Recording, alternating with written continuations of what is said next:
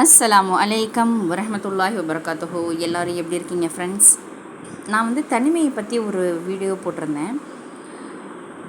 அதில் ஒரு 500 மெசேஜ் பக்கம் எனக்கு இன்ஸ்டாகிராமில் வந்திருந்தது.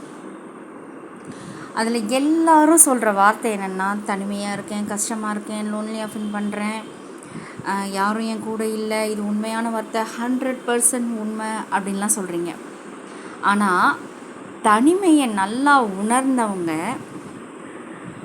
இந்த மாதிரி உண்மையாலுமே நீங்கள் சொல்ல மாட்டீங்க.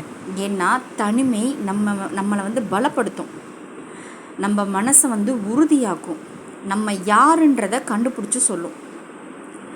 இந்த அனுபவத்தை என்னுடைய அனுபவத்திலேயே நான் புரிஞ்சுக்கிட்டதுனால தான் நான் யாருன்றதை இந்த தனிமை தான் எனக்கு உணர்த்துச்சு. இந்த தனிமை நமக்கு ஒரு பலம் வாய்ந்த ஆயுதம்.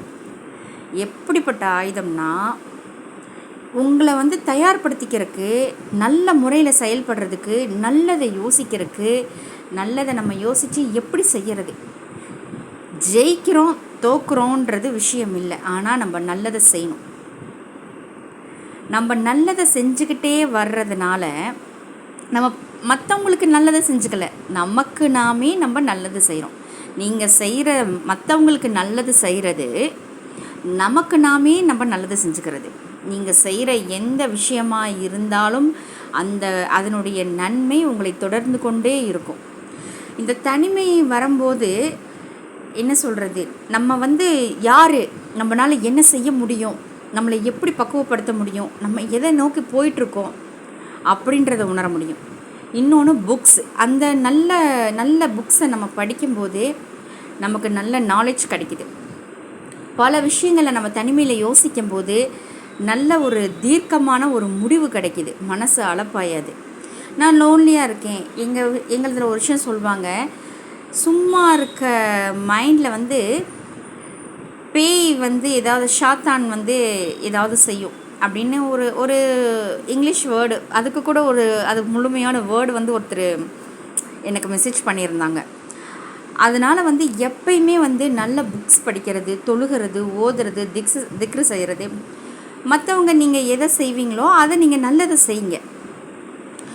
அந்த நல்லதை நம்ம செஞ்சுக்கிட்டே இருக்கும்போது நம்மளுடைய அல்லாஹ் சொல்லியிருக்கான், யார் என்னை அழைக்கிறாங்களோ அவங்களுடைய அழைப்பிற்கு நான் பதில் கொடுத்தே தீருவேன் அப்படின்னு அல்லாஹ் சொல்கிறான்.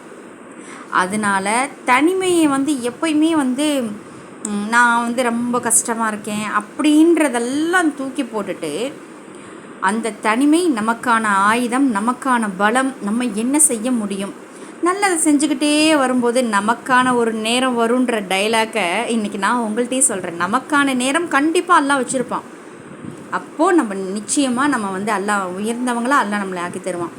நல்லது செய்கிற ஒரு சின்ன நல்லது செய்கிறது கூட அல்லாஹ் வீணாக்க மாட்டான். ஆனால் மனசார யாருக்குமே கெட்டது நினைக்காதீங்க. அது நல்லதோ கெட்டதோ அது நம்மளையே அடையும். பிடிச்சிருந்தா ஷேர் பண்ணுங்கள், சப்ஸ்கிரைப் பண்ணுங்கள், லைக் பண்ணுங்கள், கமெண்ட் பண்ணுங்கள். அஸ்ஸலாமு அலைக்கும் வரஹ்மத்துல்லாஹி வபரகாத்துஹு.